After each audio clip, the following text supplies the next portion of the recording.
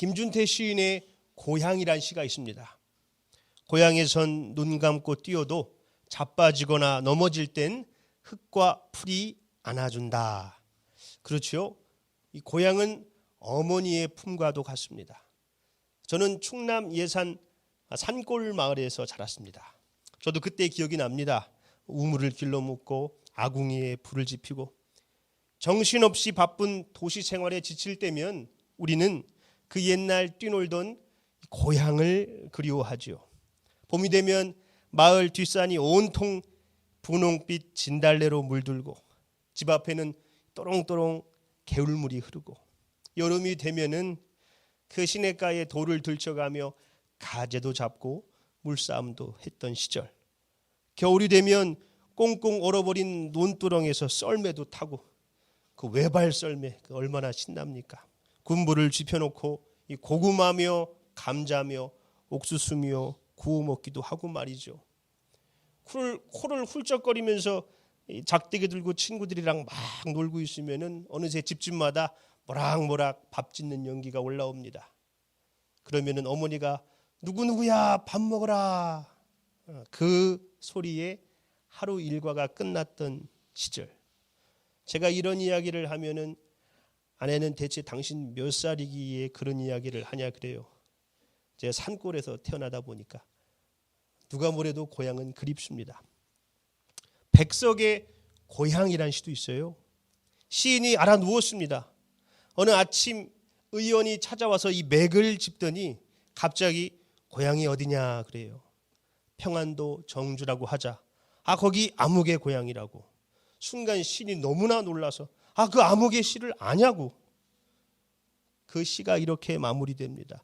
의원은 빙긋이 웃음을 띠고 막역지간이라며 수염을 쓸는다. 나는 아버지로 섬기느니라 한즉 의원은 또다시 넌지시 웃고 말없이 팔을 잡아 맥을 보는데 손길은 따스하고 부드러워. 고향도 아버지도 아버지의 친구도 다 있었다. 고향 떠나서 이 서럽게 알아 누웠는데 아버지의 친구분을 만난 거지요. 그 순간 그 손길이 너무 따뜻하고 부드러워서 그곳이 고향으로 변해버렸습니다. 그렇지요. 고향은 지리적인 공간에만 국한시킬 수 없습니다. 우리들의 마음의 고향도 있기 때문에 그렇습니다. 외로울 때, 괴로울 때 문득 찾아가고 싶은 사람들이 있습니다. 그냥 뭘 딱히는 하지 않아도 그 사람과 함께 있으면은 슬픔도 잊어버릴 수 있고 웃을 수 있는 그런 사람들 말이죠. 아무 때나 전화해서 뭔 일 있어? 그냥 전화했어 해도 어색하지 않은 사람. 갑작스럽게 찾아와도 당황하지 않고 아이고 왔냐고 반갑게 맞아주는 사람. 바로 그 사람이 고향이죠. 그런 고향에서는 살기 위해 발버둥 칠 필요가 없습니다. 그런 고향에서는 못 배웠어도 가난해도 실패했어도 주눅들 필요가 없죠. 그런 고향에서는 눈을 감고 뛰다 자빠져도 흙과 풀이 안아줍니다. 오늘 우리가 함께 읽은 말씀은 탕자의 비유 이야기입니다. 이 탕자가 유산을 미리 받아가지고 아버지의 집을 떠났어요. 고향 떠났습니다. 그리고 허랑방탕하게 살죠. 가진 돈 다 떨어지고 사람도 다 떨어지고 설상가상 그 나라의 흉년까지 들었습니다. 굶어 죽게 생겼는데도 먹을 걸 주는 사람이 없어요. 탕자는 유대인으로는 할 수 없었던 이 돼지를 치는 일을 하면서 그 돼지가 먹는 살이라도 좀 얻어먹으려고 하는데 그것조차 주는 사람이 없습니다. 배고픔과 서러움에 견딜 수 없었던 탕자는 그 순간 이 고향을 떠올리는 거예요. 고향. 내 아버지에게는 양식이 풍족한 품꾼이 얼마나 많은가. 나는 여기서 주려 죽는구나.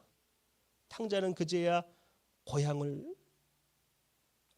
돌아가기로 마음먹죠. 그런데 이게 염치가 없지 않습니까? 버젓이 살아계신 아버지한테 유산 받아가지고 나 잘 살 거라고, 나 여기서 이렇게 안 살 거라고 고향 떠나왔다가 그 짓꼴을 해가지고 어떻게 고향으로 다시 돌아가요? 그리고 또 아버지를 만나면 뭐라고 말씀을 드려야 됩니까? 염치가 없는데. 잘못했다고 뭐 싹싹 빌어야 되나? 자기를 그냥 품꾼들 중에 한 명이라고 생각하고 좀 받아달라고 그래야 되나? 아버지를 만나면 이 말문이 탁 막힐 것 같은 거죠. 자기도 잘못한 걸 아니까요.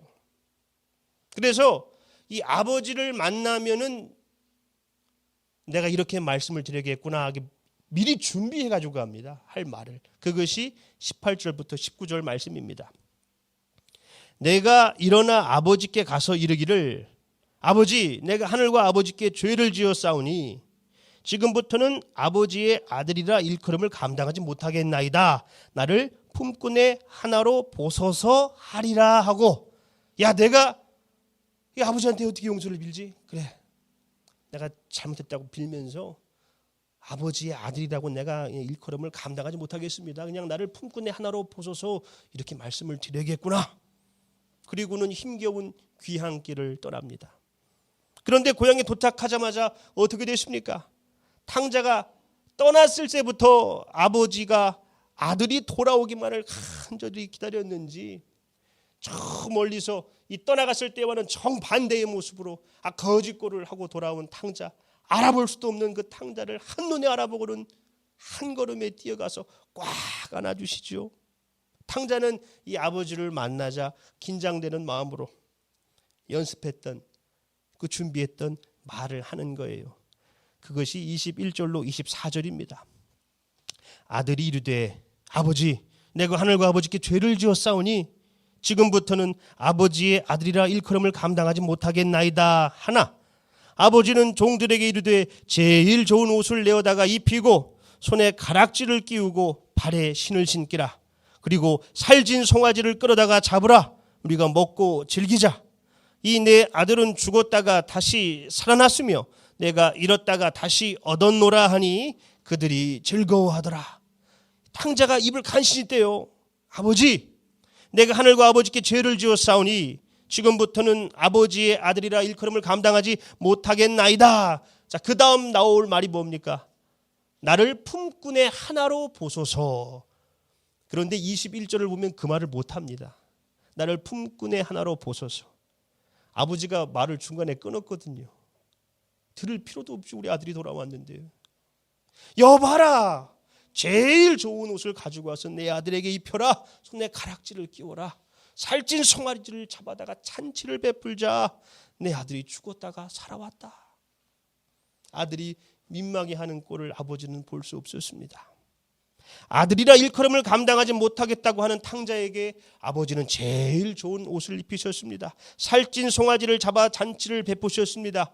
품꾼의 하나로 보소서란 말은 듣지도 않으시고 바로 품어 안아주십니다. 이것이 바로 고향이죠. 아버지의 품, 모든 것을 다 받아들이시는 바다와 같은 아버지의 품. 반가운 마음 때문에 그동안 찾아오지 않았던 소남도 다 사라지는 곳, 실패하고 넘어졌어도 주눅들지 않아도 되는 곳, 눈을 감고 뛰다가 넘어져도 흙과 풀이 안아주는 곳, 고향. 그곳이 바로 하나님 아버지의 품이지요. 탕자의 아버지는 하나님을 말씀하고 있는 것입니다. 그래서 성경에서는 우리들의 본향이 하늘에 있다고 말씀합니다. 더 나은 본향 하늘에 있는 것이라고 하지요. 유명한 노란 손수건에 대한 일화가 있지요. 미 대륙을 횡단하는 이 고속버스가 있습니다. 미국은 땅이 넓지 않습니까? 그러니까 고속버스가 한참을 달려요. 젊은 청년들이 그냥 한가득 버스에 타서 신나게 놀고 있습니다. 한 정거장에서 남루한 청년 하나가 탔어요.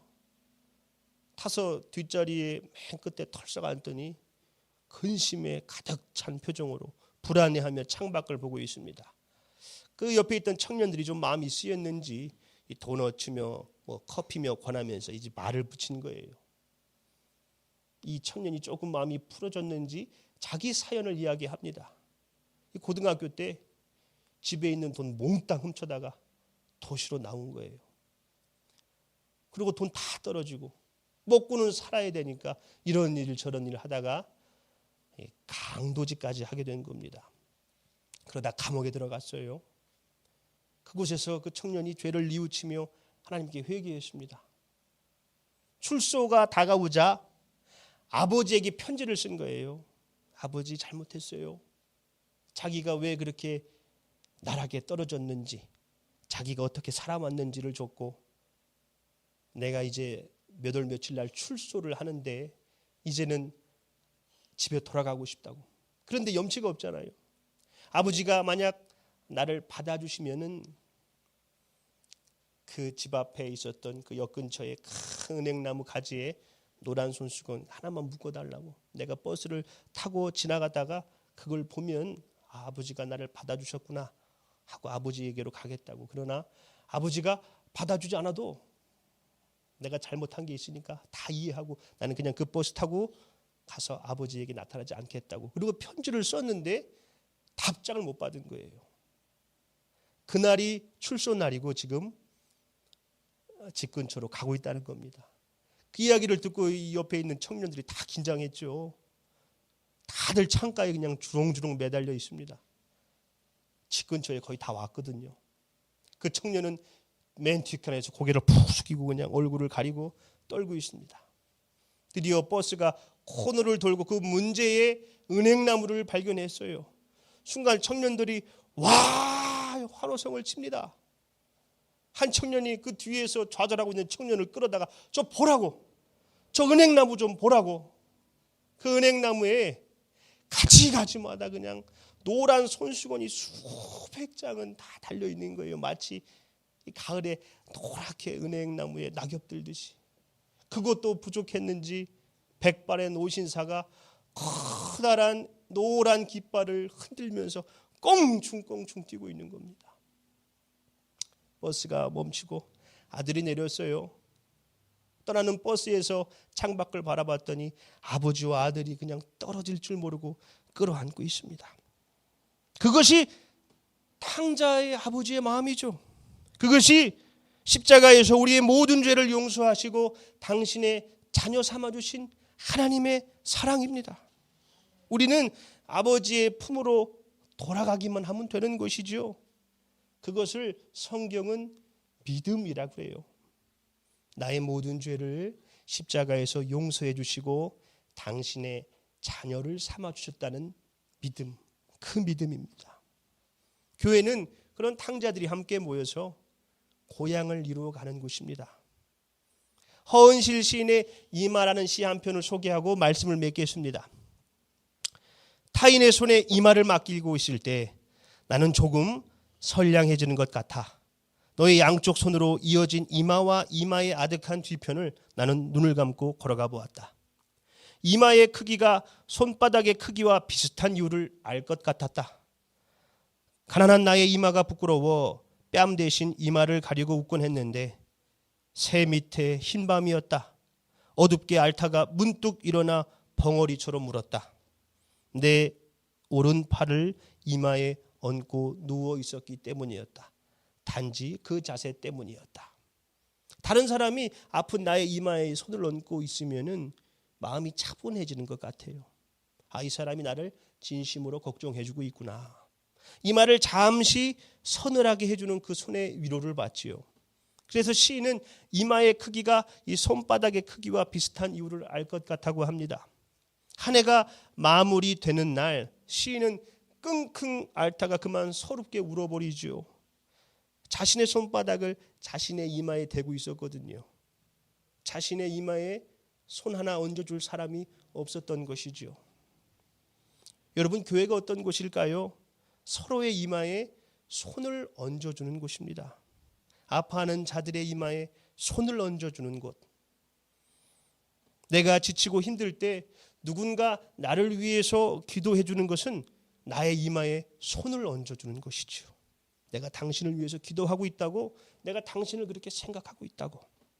그 사람의 기도가 나의 뜨거운 이마를 서늘하게 해줄 때 우리는 그 힘겨운 시간을 이겨낼 수 있는 힘을 얻게 되죠. 우리 행복한 교회가 서로에게 그런 고향과 같은 교회가 되기를 원합니다. 오늘 이 자리에 함께해 주신 분들을 위해서도 기도하겠습니다. 우리가 서로에게 아름다운 고향이 되어 이곳에서 슬픔이 사라지고 거친 마음이 부드러워지고 예수 그리스도의 향기가 물씬 풍기는 그런 행복한 고향과 같은 교회가 되기를 예수님의 이름으로 축복합니다. 아멘.